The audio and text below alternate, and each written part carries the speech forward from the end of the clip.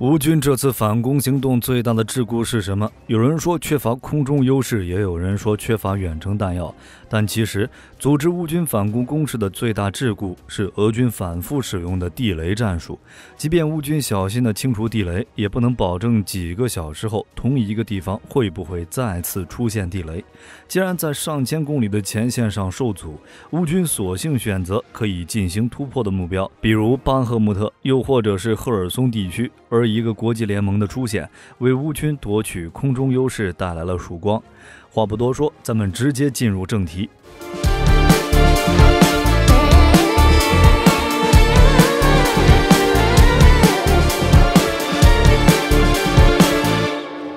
近段时间，俄乌战线并没有发生太大的变化，乌军已经在南部战线持续进攻。由于无法快速清除俄军的地雷阵地，乌军选择更换进攻防线，巴赫穆特成为一个有希望的方向。仔细观察后能发现，乌军进攻战略发生了很大变化，更倾向于打击俄军后勤、弹药库、装备以及有生力量。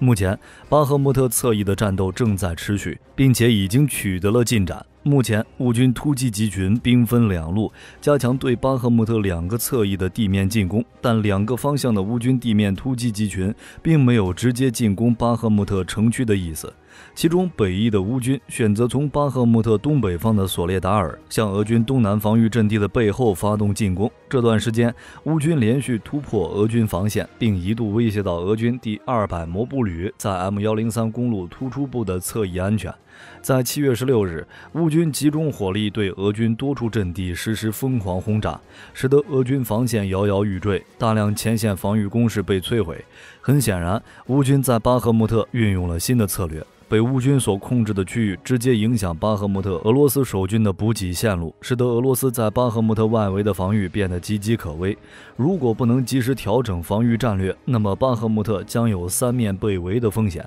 与此同时，乌克兰总统办公室宣布启动第2阶段反攻，要执行诺曼底登陆行动，并表示乌军已经做好在赫尔松进攻的准备。在俄军撤出赫尔松之后，乌军就始终没有放弃过渡河作战。自4月份开始，就已经在强渡第聂伯河，希望能在左岸建立滩头阵地。到了6月份，卡霍夫卡大坝被炸毁，在一定程度上组织了乌军反攻行动，淹没第聂伯河下游地区的洪水，使得坦克等重型装备无法使用，这为俄罗斯创造了一个有利的防御态势。目前，在赫尔松地区，乌克兰国防军正在对1半以上的区域进行积极侦察与火力破坏，扩大桥头堡地范围，并加强防御纵深，以便为乌军进攻行动准备区域和防线。同时，在这段时间里，乌军一直利用远程火炮打击克里米亚连接赫尔松、扎波罗热的铁路线，使得俄军后勤补给遭到猛烈打击，连接克里米亚与赫尔松的桥梁也被炸毁。要知道，俄军在赫尔松并没有足够的后备部队，因为卡霍夫卡大坝被破坏，俄军将大部分兵力都调往了扎波罗热，但乌军多个旅的兵力仍在赫尔松驻扎。之所以选择进攻赫尔松，就是想要逼迫俄军调动更多的预备队，使其首尾不能相顾。如果俄军选择增援，那么就需要从其他战线调兵，乌军就能减轻部分压力。如果不增援赫尔松，乌军大部队渡河之后就会直接冲向梅利托波尔，将给俄军带来非常大的麻烦。在7月6日的时候，泽连斯基表示，只要乌军可以突破赫尔松防线，抵达克里米亚的行政边界，就能逼迫俄军坐上谈判桌。泽连斯基觉得，赫尔松防线是俄军最后的心理防线，一旦被突破，军心必然要被动摇。当然，泽连斯基的猜测能否成立，还需要在战场上的验证。突破赫尔松防线固然重要，但乌军也要考虑在突破后的防守。与此同时，为了帮助乌军获得空中优势，一个国际联盟出现了。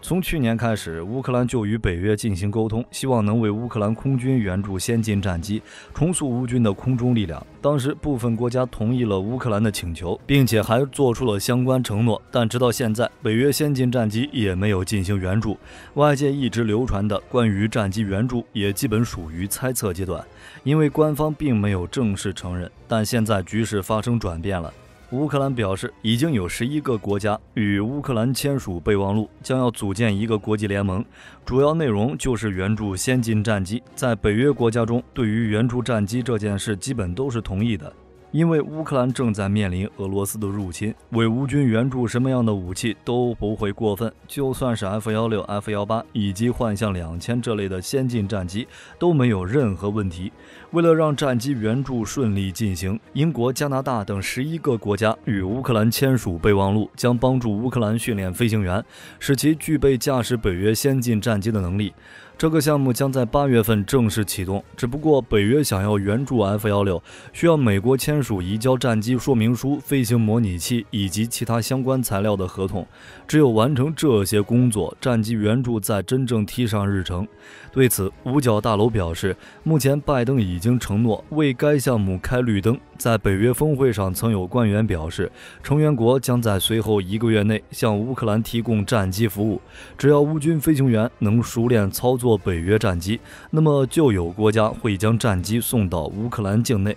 事实上，对于乌克兰飞行员的培训早就开始了。今年上半年，美国就宣布拨款1亿美元训练乌军飞行员。既然都花钱进行培训了，那这些飞行员肯定要上战场。而根据英国媒体的报道，美国此前宣布为乌克兰训练的首批飞行员已经完成了 F-16战机和 A-10攻击机的训练任务。当然，此次组建的国际联盟还将在罗马尼亚境内打造一个培训基地。相较于地面防空力量，战机在拦截巡航导弹和自杀式无人机方面也更具优势，可以利用自身航程与速度控制相当一部分地区，扮演事实上的空中防空导弹发射架的角色，还可以使用各种空空、空地以及空舰导弹。目前来说，最适合乌克兰的战机就是 F-16，尤其是二手 F-16战机，性价比最高，因为北约许多成员国都已装备 F-35。并退役了大量 F-16， 这些战机本身还有较长飞行寿命，在进行不断升级的情况下，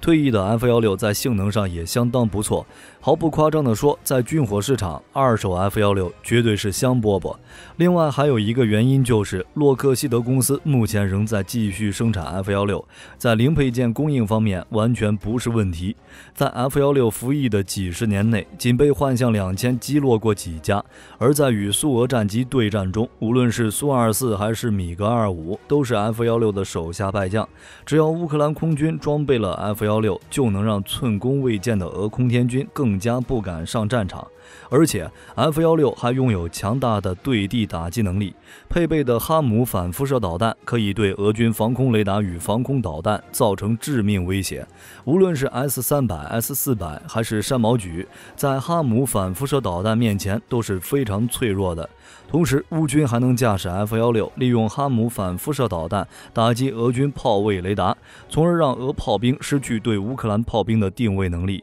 这样就能让乌军的炮兵形成单方面的侦察优势。F-16还可以使用各类制导武器，包括宝石路激光制导炸弹、JDAM 卫星制导炸弹、小直径滑翔炸弹，甚至包括 JSOW 防空区导弹。这些对地武器将可以让 F-16如虎添翼。俄军的各种战区目标都在打击之下，在北约体系的加持下，战术主动权是在 F-16这边的，是打是走都可以选择。但考验 F-16的是，俄罗斯拥有苏57，如果真敢冒险上前线，乌军 F-16不一定能占据优势。但令人欣慰的是，俄军装备的苏57太少了，之前出现在战场也只是远远地扔出1枚导弹就离开战场了。毕竟俄罗斯还想出售武器呢，万一苏57被击落了，那这乐子就有点大了。除了苏57以外，俄军其他战机就难以在 F-16面前占到便宜了。俄罗斯如果想保护地面部队，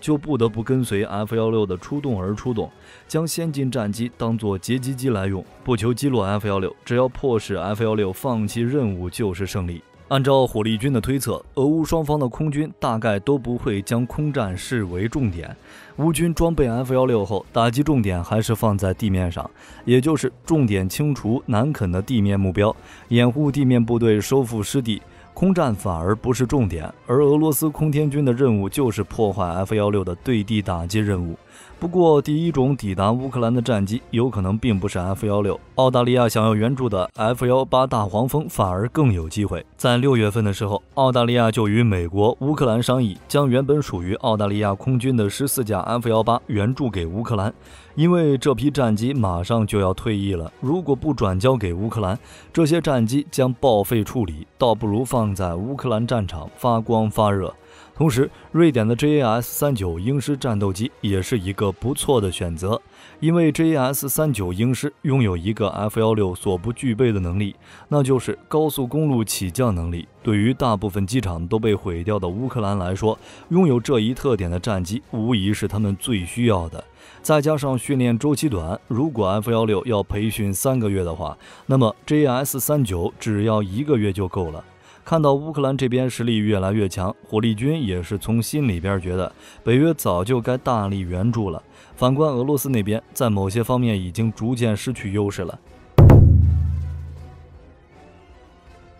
俄罗斯入侵乌克兰马上进入第18个月，双方在战场上的损失都非常大。这场非正义的入侵战争早已演变成一场比拼消耗的持久战。战前，俄罗斯军事实力排名前3，可谓是占据了绝对优势。但如今在武器装备供应商早就无法碾压乌克兰了，并且正在丧失重要的装甲优势。随着俄军在前线损失大量装甲部队以及北约国家援助的大量装甲车辆，乌克兰在可动用装甲车辆的数量上已经超过了俄罗斯陆军。在去年2月份，俄罗斯入侵乌克兰之前，陆军、海军陆战队等作战部队装备的现役坦克数量大约3400辆，而乌克兰仅有980辆，双方差距达到1:3.4。但随着战事的发展，情况已经发生了翻天覆地的变化。有图有真相的资料证实，在开战之后，俄军至少损失了2000辆坦克，包括被击毁和缴获的，而乌克兰则是损失了558辆，在损失上远低于俄军。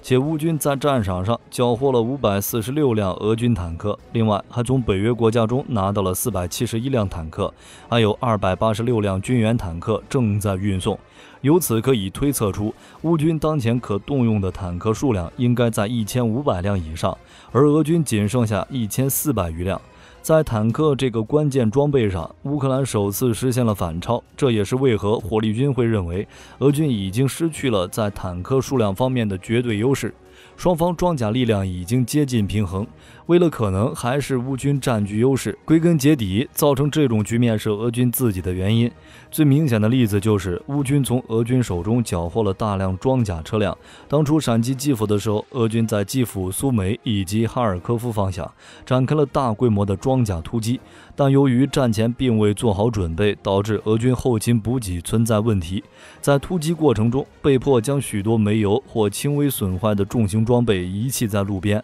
在闪击基辅失败之后，俄军将主要精力放在乌东战场，这些重型装备并未被俄军摧毁或带走，反而被乌军完整缴获，用来填充自己的陆军部队。而当时北约的援助刚刚开始，给的都是些单兵装备，坦克、装甲车之类的重型装备都还不在考虑范围之内。俄军遗弃的这些重型装备反而是雪中送炭，帮助乌克兰补充了地面力量。但随着北约援助力度的扩大，俄军地面装甲力量面临着更多的威胁。去年7月份开始，乌军利用莫敏弹打击大规模集群的俄军装甲部队。在乌军发动新攻势后，挑战者2、豹2之类的北约重型装备开始现身乌克兰战场，进一步缩小了俄乌之间的差距。在这种情况下，俄罗斯也明白需要增加重型装备的产量，但俄罗斯军工产业的产能有限，开战之前年产量只有200辆，只能被迫从武器库中拉出来旧坦克进行重新翻修升级，但依旧未能帮助俄军建立装甲优势。因为北约国家同样在翻新旧坦克，然后援助给乌克兰，所以现在的俄罗斯在此前军改不完善的问题下，俄军将原本存在的绝对优势拱手相让，让自己陷入一个不想继续的拖延战争却又无力结束战争的局面之中。如果这种情况继续下去，俄罗斯大概率将要在战场内外承受不小的失败。乌克兰正在一点一点扩大优势，虽然慢，但却可以稳步向前。只要北约能在现有的支持力度下继续援助乌克兰，好了，本期影片就到这里了，下期咱们讲一下乌克兰300勇士的故事。我是火力军，咱们下期再见。